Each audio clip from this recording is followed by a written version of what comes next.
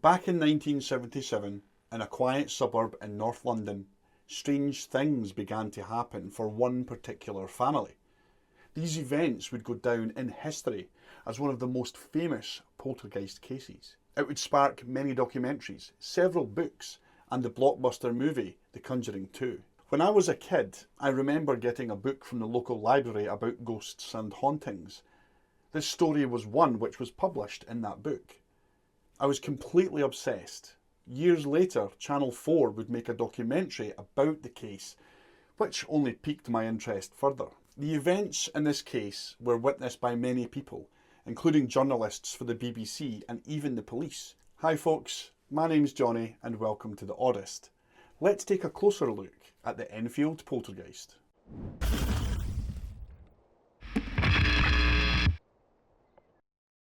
Many experts in the field of parapsychology claim that this is the best documented case of the supernatural. Many more skeptics claim that this is nothing more than a well-engineered hoax. Let's find out which. It was a fairly normal night for the Hodgson family back on the 31st of August in 1977, as the family were saying goodnight and preparing for bed.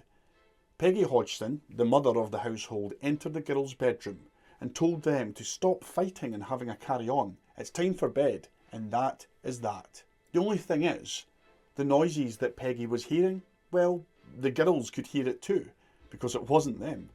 It was the noise of furniture moving. Peggy was having none of it and warned the girls again to pack it in. As Peggy turned to leave the room, a large chest of drawers slid out from the wall, even though there was no one around at the time. She shoved the heavy wooden drawers back into place, only to feel resistance, as though something was pushing against the drawers from the wall side. As she stepped back, the drawers moved once more. This was to be the first in a long list of events and strange goings-on within this council house. Poltergeist. It's a German word. Polter means noisy and Geist means ghost. It's said that these entities are very different from ghosts and spirits. Experts in the field say that ghosts are the visual and audible representation of spirits, often claimed to be that of people that have passed away. But what if ghosts, spirits, or even poltergeists are not what we believe they are? What if there is a more scientific explanation? We'll come back to this later. Poltergeists are said to be malevolent, violent and destructive. They seem to target families and have been known to follow their targets from location to location, rather than haunting a particular place. It's also said that poltergeist activity, more often than not, manifests around females who are going through puberty and becoming young women. The young woman in this case being 11-year-old Janet Hodgson. Janet lived with her single mother and 3 other siblings. Margaret was 13 at the time and she had 2 younger brothers, Johnny and Billy. Peggy Hodgson was considered by those who knew her to be pleasant and conscientious, overcoming financial struggles to do her best for her children.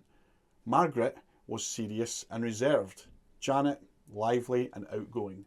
John was only at home during the school holidays and some weekends since he boarded at a special school. Billy suffered from a severe speech defect, but in other respects was a typical wee boy. They all lived together in a small semi-detached council house built in the 1920s at 284 Green Street in Enfield, North London. Standing, staring at the chest of drawers in disbelief, Peggy turned to see the terrified look on her daughters' faces. Just then, she heard a series of loud bangs which seemed to be coming from the walls around the room. She quickly ushered the girls out of the room, shouting for Johnny and Billy to join them. The Hodgson family left the house and went to a neighbour for help. The neighbours next door were builder Vic Nottingham, his wife, also called Peggy, and their 20-year-old son, Gary. Vic was known to be a straight-down-the-middle kind of guy. He would say it like it is, and he wasn't afraid of much. He told the Hodgsons to stay put and get a wee cup of tea. He grabbed his coat, hailed his son Gary, and both men attended next door. Now, at this point, the men never thought anything paranormal was going on. They simply thought someone was either playing a cruel joke or worse, someone had broken into the house. The two men spent around 10 minutes in the house. They searched and entered all the rooms before making a hasty exit and returning home next door. Once back there, they explained that when they were in the house, there was a series of bangs and knocks on the walls. These violent knocks seemed to follow the men around the house as they searched, eventually building to a crescendo, and then they left. Hearing this, they did the only thing they could do. They called the Ghostbusters. No, I'm just kidding. They called the police. The police shortly arrived and entered the Hodgson home along with Peggy Hodgson and Vic Nottingham in order to ascertain the reason for the call and to take statements. At first the police were dismissive and assured them that it's most likely just kids playing a horrible prank on the family. Just then, and without warning, as the police constable was finishing off writing her statement, a chair lifted off the ground and moved 4 feet across the living room floor. This was followed by a quick succession of rapping and banging noises across the walls of the living room. Constable Heaps moved quickly to expose the trick and examine the chair, but after failing to find any strings or the ability to explain what she had just witnessed, the two cops agreed that there is no protocols to deal with this type of thing, and then they left. It came off the floor, or nearly a ½ inch I should say, and I saw it slide off to the right, about 3.5 to 4 feet before it came to rest. I checked to see whether or not it could possibly have slid along the floor. I placed a marble on the floor to see whether or not the marble would go in the same direction as the chair did, and it didn't roll at all. I checked for wires under the cushion of the chair, and I could find no explanation at all. Over the next few days, the activity in the house would increase. Strange knocks and rappings would continue relentlessly throughout the house. Toys would move and fly through the air.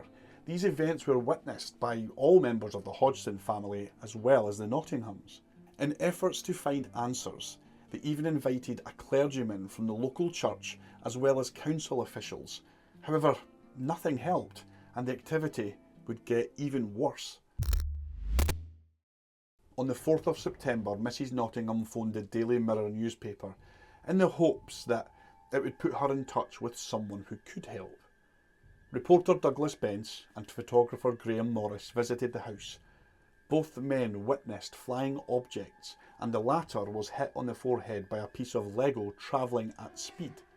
He said the bruise was still visible some days later. On the 7th of September, senior reporter George Fallows and photographer David Thorpe visited the house. After witnessing the strange goings-on, George Fallows reached out to the Society for Psychical Research for help. The Society for Psychical Research, or SPR for short, was founded in 1882 in London and is an organisation established for the scientific investigation of claims of psychic or paranormal phenomena. We met them before on one of my videos about the Doralston messages. The SPR sent an investigator by the name of Maurice Grosse. In 1977, Maurice was 58 years old. Before becoming a ghost hunter, he served in the British Army during World War II and was part of the evacuation at Dunkirk. He would later go on to invent the world's first rotating billboard for advertisements. Upon his arrival at Green Street, it was abundantly clear that all those involved, the family, the reporters and the neighbours, were all on edge about what was going on. Maurice quickly deduced that the events taking place had all the hallmarks of a poltergeist haunting. This was the first time that this word had been mentioned, as the Hodgsons didn't even know what a poltergeist was. They were about to find out. Maurice enlisted the help of writer Guy Lyon Playfair. He had penned books about parapsychology and investigated numerous poltergeist cases. Maurice and Guy would set up their investigation at the Hodgson home, where they would remain for 14 months. As you can well imagine, 14 months in an active poltergeist situation would yield a ton of evidence, notes and reports. The initial intention was to be casual observers of the phenomenon, but soon they would become active participants as events unfolded. The activity would ramp up. Whatever was haunting the house, they didn't like having Guy and Maurice there. Loud bangs would continue unabated for hours at a time, objects would levitate and move of their own accord, and more often than not, these events would occur. They would be immediately preceded by an awful stench described as rotting meat. In late October of 1977, things got so bad for the Hodgsons that Peggy and her 4 children ended up sleeping in the same room. Within that room was an old cast iron fireplace. At one point, a strange scraping noise could be heard coming from within. As the scrapes grew louder, suddenly the iron grate was ripped from the fireplace and was hurled across the room. One night, after the constant barrage of rappings seemed to cease, Morris decided to try a wee experiment to see if he could communicate with the entity. He would speak aloud into the room, asking it to respond to his questions, which would only require a yes or no answer. He would state the terms of the test. 1 knock for yes, 2 knocks for no. Knock 1 for no and 2 for yes. Are you a male spirit? 1 for no and 2 for yes. 2. That's 2. You are a male spirit. Did you used to live in this house? You did. At first, the idea of this experiment seemed to anger the poltergeist. When Morris asked if the entity died in the house, it didn't knock once or twice. What came was a quick succession of loud knocks 53 times. Morris then asked, "Are you playing a game with me?" The response came in the form of a small jewellery box being launched across the room, which struck him in the face. The manifestations took on a different form. Janet would become the epicenter. Janet would exhibit noticeable changes in her behaviour. She became more aggressive and agitated. She would draw disturbing and violent pictures. Late one night, while Janet lay asleep, she was dragged from her own bed by her ankles and thrown across the room. She would later say that it felt like 2 ice-cold hands grabbing at her. On the 14th of December, another event would occur, which would be one of the best pieces of evidence in the entire case. This was down to the eyewitnesses at the time. The 2 independent witnesses had nothing to do with the Hodgsons or the goings-on at 284 Green Street. They were oblivious and were merely passing by the house. A passing delivery man was making his rounds. As he walked past the house, something caught his eye. In the upstairs bedroom window, clear as day, he could see Janet. In his own words later, he would say that she was levitating and floating around. This was also witnessed by a lollipop lady, or crossing guard if you're not from the UK.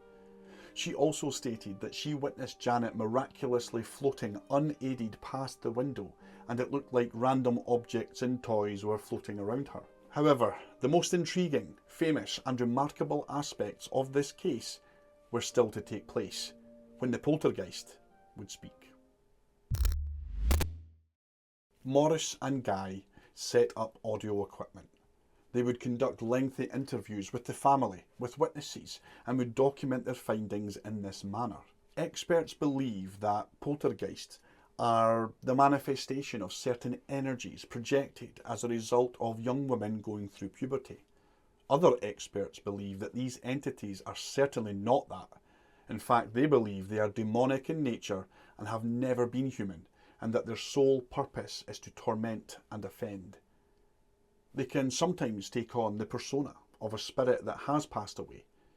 There have been reported cases of poltergeists being able to imitate the voice of someone in the very same room. This audible activity has been known to evolve from starting off as a low growl and often coughing or barking noises like that of a dog, before the growls and grunts begin to form human-sounding words and sentences. Morris came up with another idea.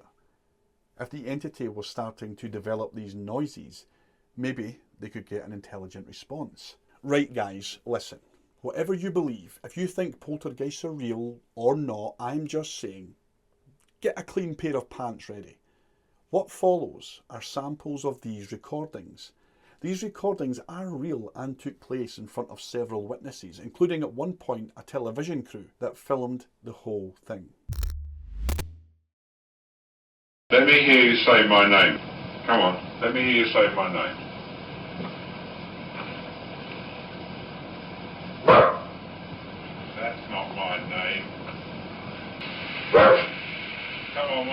Morris, let me hear you say it.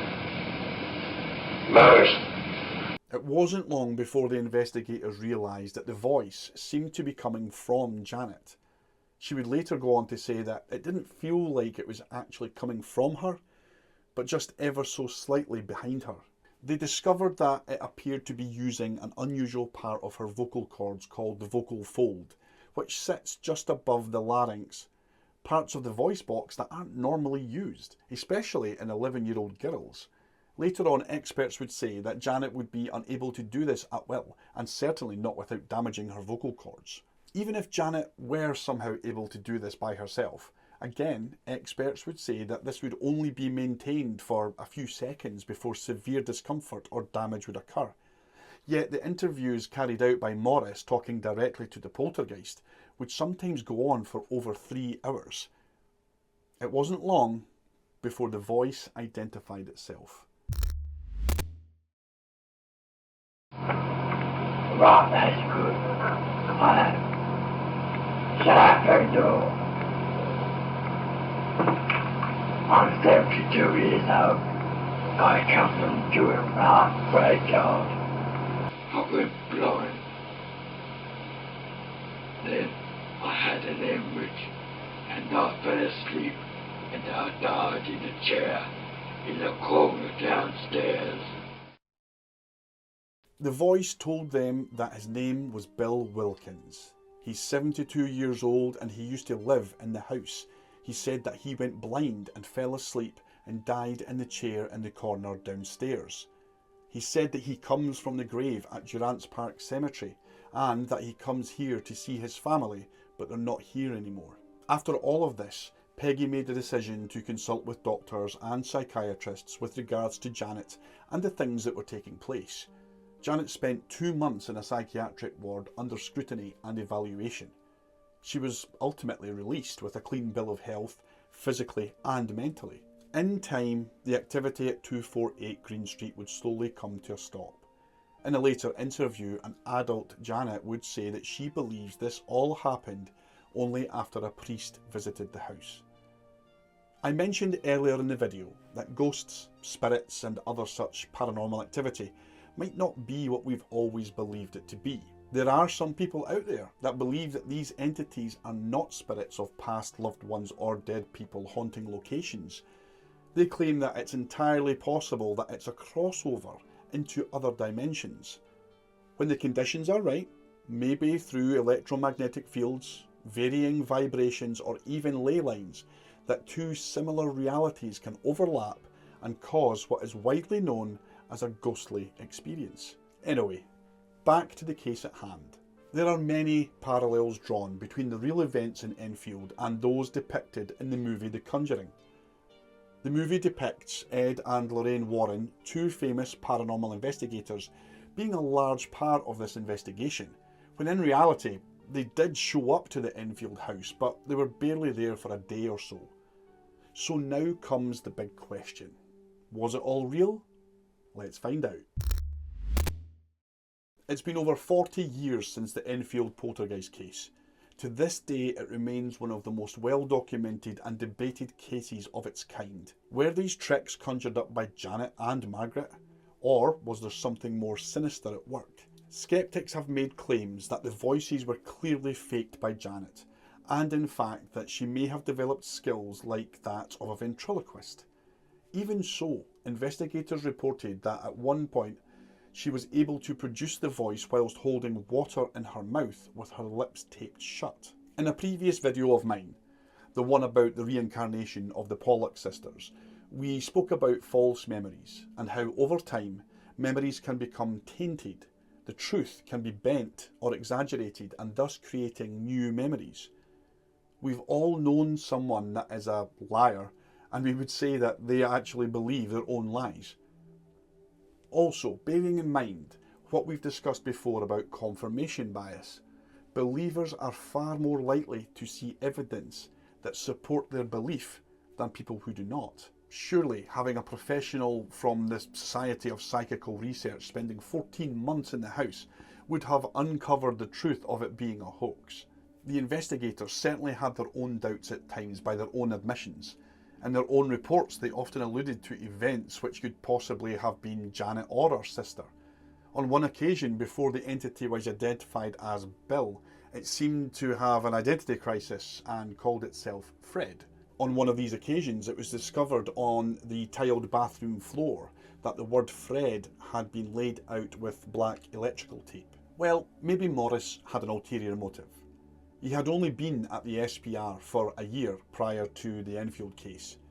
His reason for joining the SPR was because he sadly lost his daughter in a motorcycle accident and believed in the afterlife, and maybe, just maybe, he would be able to contact her if he found a way. Oh, and her name was Janet. Both Margaret and Janet have come forward and admitted that they hoaxed it a bunch, but went on to say that they were caught up in the moment and that only about 1 to 2% of it all was them goofing around. The photos of Janet floating, levitating, or being thrust out of bed by the entity could easily have been faked. A well-timed snap as she leapt from the bed could make it look like she was levitating, especially if the camera is able to take a sequence of photos in quick succession. Several psychiatrists and professionals said that the activity would have been stopped sooner if Morris and Guy simply packed up and left. They wouldn't have been feeding the need for theatrics. So let's assume then, just for a moment, that the whole thing was a hoax. It may be easier to believe that it was all just a prank performed by Janet and her sister, or maybe just Janet. Maybe she was able to create the voice on the recordings. She could have created the idea of an old man that had died in a chair called Bill Wilkins. Well, there's one wee detail that I feel you should know. During my research for this video, I discovered a few things. There was a man called Bill Wilkins that lived in 248 Green Street in the 1960s before the Hodgsons ever moved in.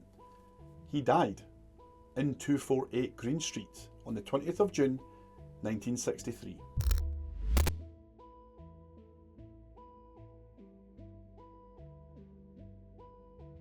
But, and there is a but, Bill wasn't buried at Durrance Park but another cemetery further away. Also, his death certificate revealed that he didn't die of a hemorrhage but an arterial blood clot. Let's also not ignore the fact that old Bill and his wife lived for many years at 248 Green Street, next door to the Nottingham family. As we know, Vic and Peggy Nottingham were very supportive of their neighbours and helpful to the Hodgsons. So why wasn't it then that when Bill's voice started coming from Janet, that neither Vic or his wife were like, "Hey, that's old Bill that used to live here"? Morris Gross would pass away in 2006. Until his dying day, he actually believed that not only was the Enfield Poltergeist true, but he also said that he didn't think it was the spirit of old Bill. He thought it was something way more sinister and malevolent, toying with everyone involved and pretending to be someone else. Well folks, that's it for another video. I'm definitely sleeping with the lights on tonight. I hope if you've gotten this far, you're doing okay. Tell someone that you love them, and remember, keep smiling.